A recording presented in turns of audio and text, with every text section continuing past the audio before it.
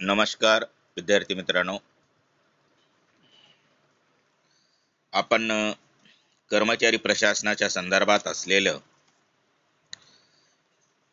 असलेली जी काही प्रकरणं आहेत, बहुतांशी प्रकरणं आपण आता ही शिकून झालेली आहेत. यामध्ये आपण प्रशिक्षणापर्यंत ही गेलेलो आहोत आणि प्रशिक्षणाच्या संदर्भात म्हणा, भरतीच्या संदर्भात म्हणा किंवा सनदी सेवेचे अर्थ, वैशिष्ट्य, कार्य, कर्मचारी प्रशासनाचं असलेलं अर्थ, स्वरूप आणि महत्व, हे सुद्धा आपण काय केलेलं आहे, हे सुद्धा आपण पाहिलेलं आहे. विद्यार्थी मित्रांनो, आपण कर्मचारी प्रशासनाची जबाबदारी कार्यालयीन प्रशासनामध्ये कशा पद्धतीनं असते आणि कशा पद्धतीच्या लोकांना प्रशासनामध्ये भरती करावायचं असतं, या संदर्भात आपण चर्चा केलेली आहे. वेगवेगळ्या प्रकारच्या असलेल्या लोकांच्या गुणाविषयी, लोकांच्या असलेल्या दोषाविषयी, प्रशासकीय व्यक्ती कशा पद्धतीनं प्रशासन चालवितं आणि प्रशासन चालवित असताना त्याला कोणकोणत्या समस्यांना तोंड द्यावे लागतात, यासाठी आपल्याकडे या प्रकरणामध्ये आपण सर्व गोष्टीचा विचार विमर्श आपण केलेला आहे. आता सगळ्यात महत्वाची गोष्ट अशी आहे की ज्यावेळेस प्रशासनामध्ये सर्व काही प्रशिक्षण वगैरे देऊन गेल्याच्या नंतर कर्मचाऱ्याला त्याच्या कार्याची कार्यक्षमता दाखवून देणं गरजेचं असतं. आणि ही कार्यक्षमता कशाच्या आधारे दाखवून देतं? त्याच्यातलं असलेला विश्वास, त्याच्यातले असलेली जे काही योग्यता आहे, त्या योग्यतेच्या आधारे आणि कर्मचाऱ्यांना त्या ठिकाणी आपली जी काही योग्यता आहे, ती योग्यता या ठिकाणी दाखवून दिल्याच्या नंतर जे वरिष्ठ व्यक्ती असतात, त्या वरिष्ठ व्यक्तींना त्यांचं काम जर समाधानकारक वाटलं तर त्यांचं त्या ठिकाणी प्रमोशन केलं जातं, त्यांची बढती दिली जाते. त्याचबरोबर त्यांच्या वेतनामध्ये सुद्धा फरक हा पडत असतो. म्हणून बढती मिळविण्यासाठी अनेक प्रशासकीय कर्मचारी हे धडपडत असतात. म्हणून सनदी सेवेतील कर्मचाऱ्यांना हा बढतीचा जो काही घटक आहे, हा बढतीचा घटक अतिशय आकर्षणाचा आणि आवडीचा असलेला आपल्याला पाहावयास मिळतो. आता हे बढती हे तत्व कर्मचाऱ्यास संघटनेच्या सर्वोच्च पदावर जाण्याची प्रेरणा ही नेहमी देत असतं. बढती किंवा त्यालाच पदोन्नती हे प्रत्यक्ष भरतीचाच भाग आहे असं म्हटलं तरी वावगं ठरणार नाही. कारण कर्मचारी प्रशासनात भरती इतकेच बढतीला पण प्राधान्य हे दिलं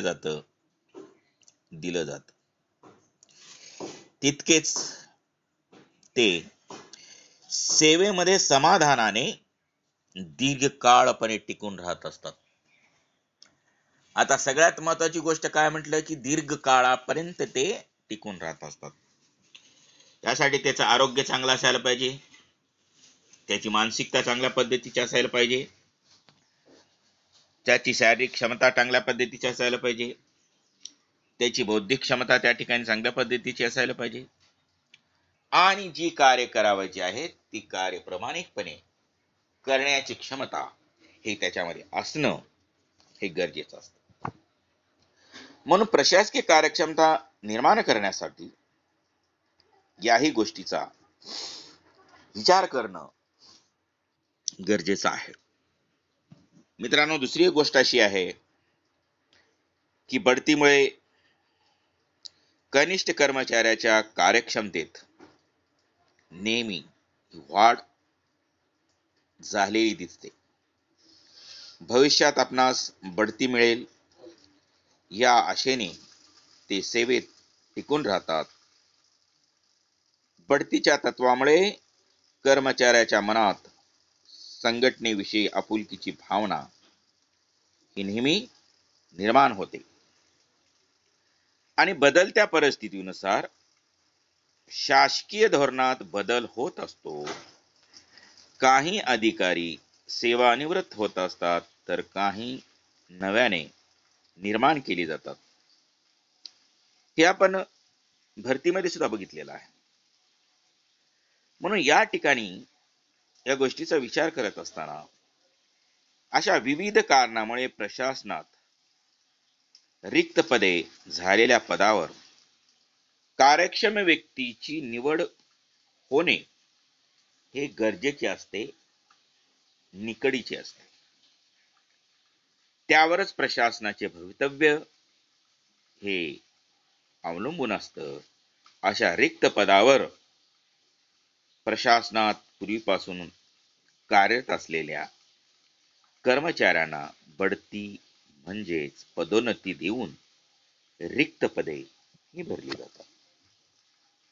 आता दुसरी गोष्ट अशी आहे की बढतीमुळे कर्मचाऱ्यांच्या अधिकार, जबाबदारी, कार्यक्षेत्र, वेतन व दर्जा यात नेहमी वाढ झालेली दिसून येते. उदाहरणार्थ, जर या ठिकाणी उदाहरण जर बघितलं गेलं तर आपण पंचायत समिती ही शिकली आणि पंचायत समितीच्या संदर्भात ज्यावेळेस प्रशिक्षण हा प्रकरण आपण शिकत होतो त्यावेळेस मी वेगवेगळ्या अधिकाऱ्याच्या संदर्भात मी उदाहरणं त्या ठिकाणी दिलेली आहेत. आता या ठिकाणी पंचायत समितीमधील जे विस्तार अधिकारी असतात आणि त्या विस्तार अधिकाऱ्याला त्याच्या केलेल्या कामावरून आणि त्याला मिळालेली जी काही शाबासकी आहे, शाबासकी म्हणजे पाठीवर हात नाही, त्याला मिळालेलं जे काही धोरण आहे, त्याला मिळालेले जे काही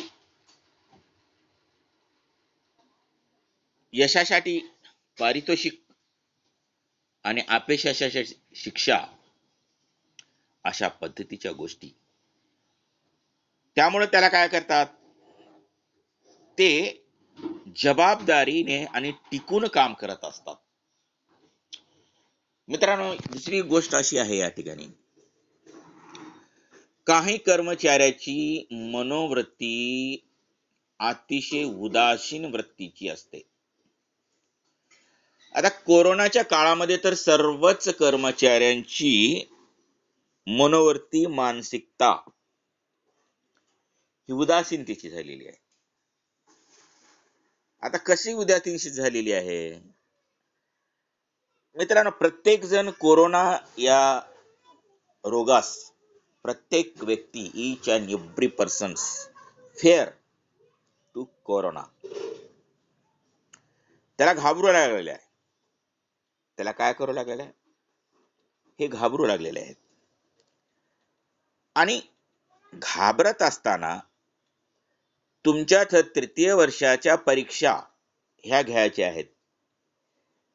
बरीच मानसिकता आहे, कसं करावं, जावं की नाही, जावं की नाही, झाला गेल्याच्या नंतर कोणता विद्यार्थी कशा पद्धतीचा येतो की, कशा पद्धतीचा येतो की, काय झालेलं येतं की, त्यांच्यासोबत आलेले पालक कुठून असतात की, म्हणजे त्यांच्या ज्या मुलाला अशा प्रकारची रोगाची लागण झालेली असते, हा मुलगा नेमका ओळखायचा कसा ओळखायचा? त्याचा टेम्परेचर तपासून नाही, त्याचा ऑक्सिजन तपासून नाही, तर मी म्हणतो त्याचे लक्षणच दिसत नसतात. आता लक्षण म्हणजे काय आहे? सर्दी, ताप, खोकला, हे असं तसं जे सांगितलेले आहेत, घशामध्ये खरखर करणे,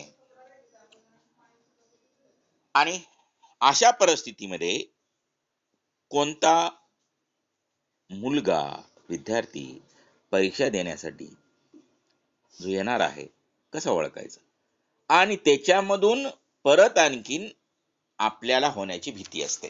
ही नाकारली जात नाही ना, ही सत्य गोष्ट आहे ना, ही नाकारला जाणार नाही.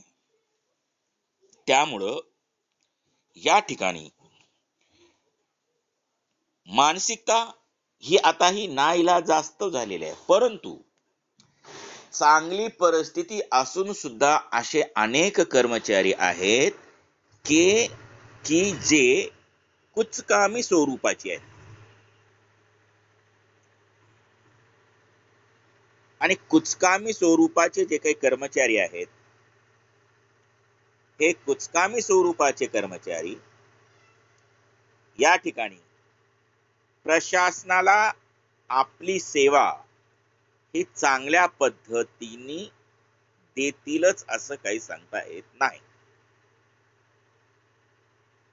आणि त्यांना बढतीची गरज नाही, कारण अशा प्रकारच्या लोकांच्या पाठीमागे काम केला काय, न केला काय, काय झाला काय, परंतु जे काही वरिष्ठ अधिकारी असतात, हे वरिष्ठ अधिकारी अशा प्रकारच्या लोकांच्या पाठीपुढे असते.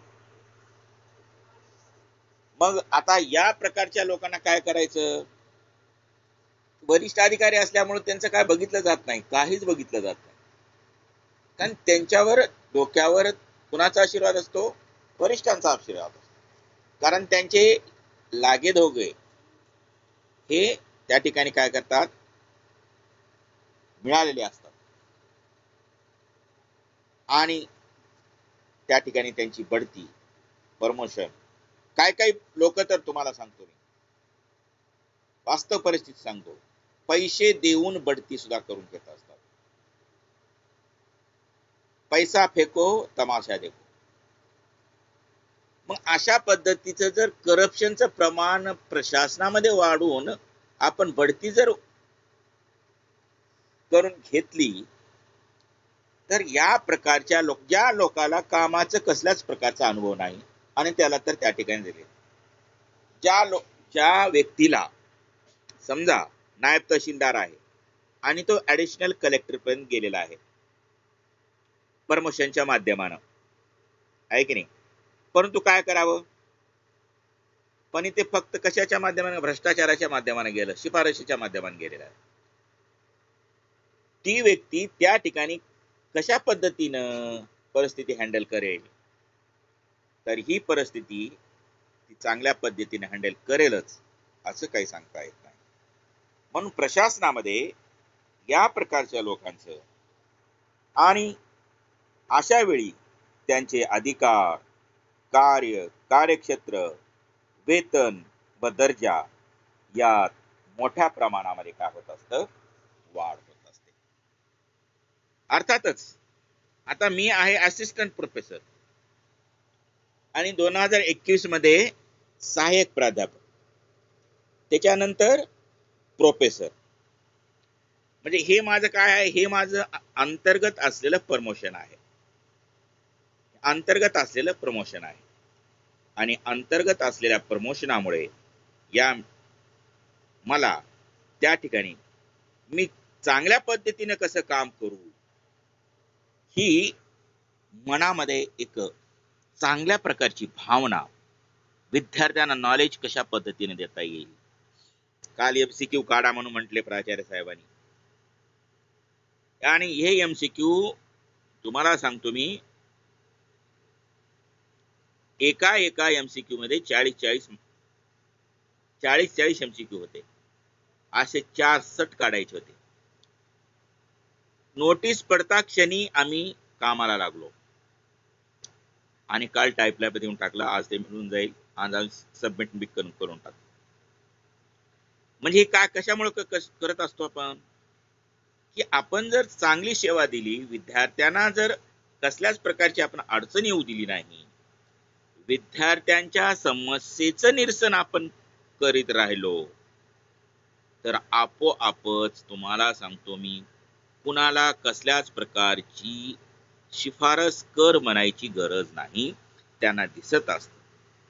कारण सद्यस्थितीत प्रशासकीय सेवेत कार्यरत असलेल्या कर्मचाऱ्यांना वरिष्ठ पदावर नियुक्त करण्याच्या प्रक्रियेला काय म्हणतात, तर बढती म्हणतात. आणि प्रशासनात बढतीची तरतूद असल्यामुळे अनेक कर्मचारी आपणात भविष्यात बढती मिळेल या आशेने आपली गुणवत्ता आणि आपली कौशल्य सिद्ध करण्याचा ते काय करत असतात, प्रयत्न करतात. आपले कार्य मन लावून व अधिक जबाबदारीने करू लागतात.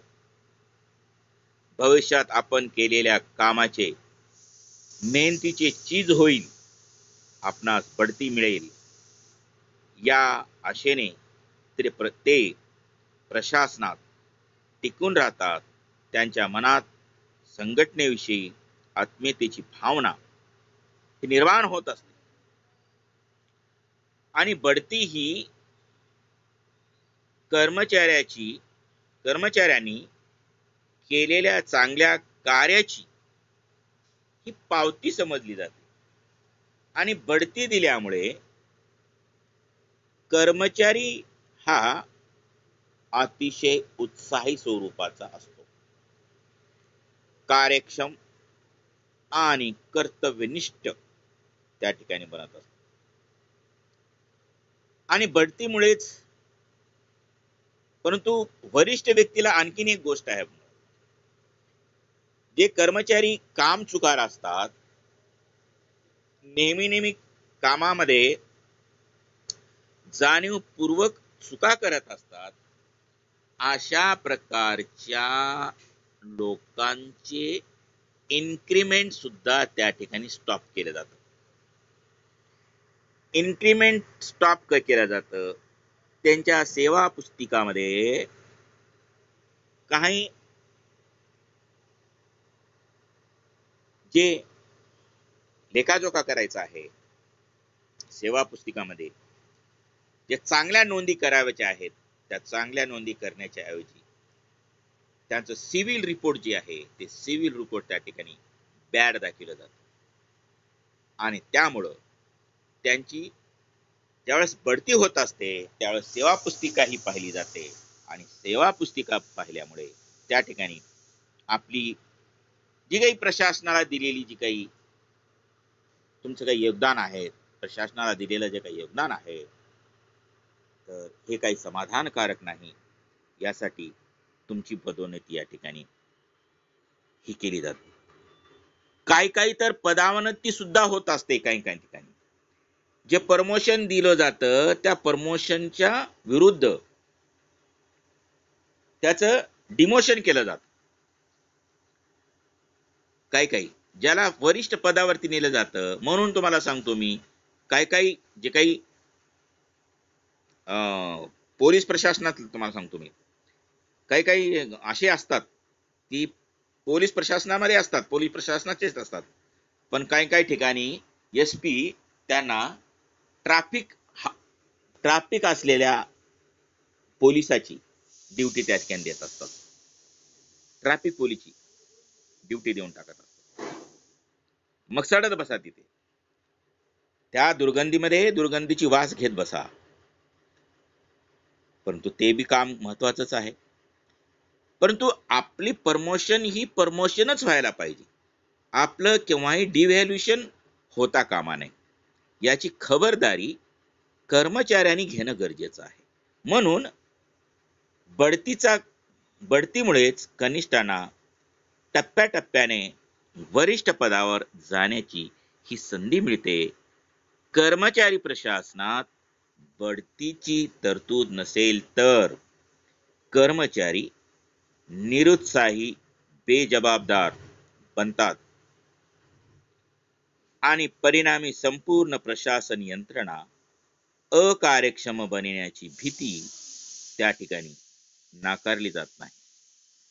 म्हणून कर्मचारी प्रशासनात बढतीचे तत्व एवढे महत्वाचे आहे की या तत्वामुळे, या घटकामुळे कर्मचारी हा नेहमी मोटिवेट होत असतो. मित्रांनो, बढतीच्या संदर्भात मी तुम्हाला थोडक्यात एक प्रस्तावना सांगण्याचा प्रयत्न केलेला आहे. हे बघितले आपण थोडक्यात त्याची प्रस्तावना. पण आता या ठिकाणी या गोष्टीचा विचार करत असताना काही विचारवंतांनी बढतीच्या संदर्भात काही व्याख्या केलेल्या आहेत. त्या व्याख्याचा सुद्धा या ठिकाणी विचार करणं गरजेचं आहे. त्याला म्हणायचं बढतीची व्याख्या, त्यालाच म्हणायचं त्याचा अर्थ, आणि त्याच्यानंतर त्याचे प्रकार काय असतील हे आपण बघूयात. परंतु आजच्या पिरियडमध्ये एक विचारवंत आहे, सी.पी. भांबरी. ह्या अशा म्हणतात की प्रशासनातील कनिष्ठ पदावरून वरिष्ठ पदावर केलेली नियुक्ती म्हणजे बढती होय, ज्यामुळे त्यांच्या कर्तव्य आणि जबाबदारीत वाढ होत असते. थोडं त्याच्या ह्याच ह्याला मी थोडं इंग्लिश मध्ये ट्रान्सलेट करू का? तर इंग्लिश मध्ये जर बोलायचं झालं तर promotion means progress from a lower to higher class, leading to the change of duty and responsibilities, असं त्याचा अर्थ इंग्लिश मध्ये होत असत. आता दुसरा एक आवडीचा आपला एक विचारवंत, जो की जिकडे तिकडे फिरत असतो नेहमी प्रशासनातला, जे आपण फर्स्ट इयरलाही पाहिलं, आणि तो आहे एल.डी. व्हाईट.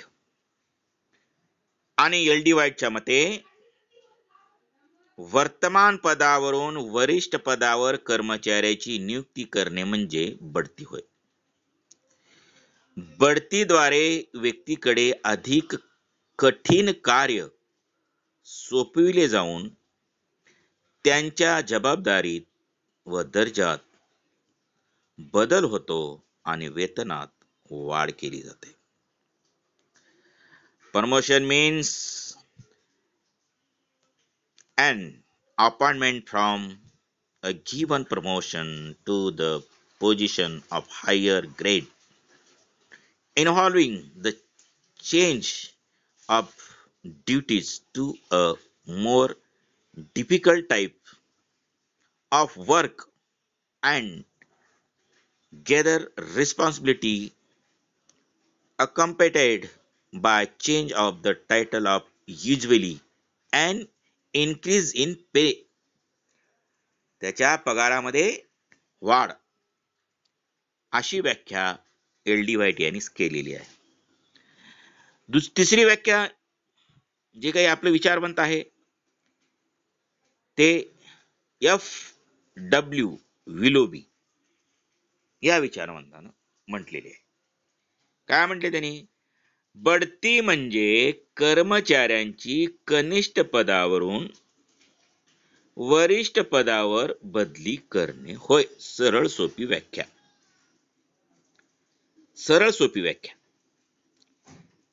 त्यानंतर या ठिकाणी प्रिपनर हा प्रिपनर नावाचा एक विचारवंत आहे आणि त्या प्रिपनर नावाच्या विचारवंताने सुद्धा बढतीच्या संदर्भात ही व्याख्या केलेली आहे. ही व्याख्या अशा पद्धतीची आहे की बढती ही कनिष्ठ पदावरून वरिष्ठ पदाकडे झालेली प्रगती आहे. त्यात कर्मचाऱ्यांच्या कर्तव्यात बदल हा होत असतो. म्हणून अनेक लेखकांच्या मते सद्यस्थितीत प्रशासकीय सेवेत असलेल्या कर्मचाऱ्यांना वरिष्ठ पदावर नियुक्त करण्याच्या प्रक्रियेला प्राधान्य देण्यात आले की ज्यामुळे कर्मचाऱ्यांच्या अधिकार, त्यांचे कार्य, त्यांची जबाबदारी, त्यांची रिस्पॉन्सिबिलिटी, बरोबर आहे की नाही, त्यांची इफिशियन्सी आणि त्यांची समाजामधली असलेली प्रतिष्ठा, आणि प्रतिष्ठा ही वेतनावरून सुद्धा ठरत असते.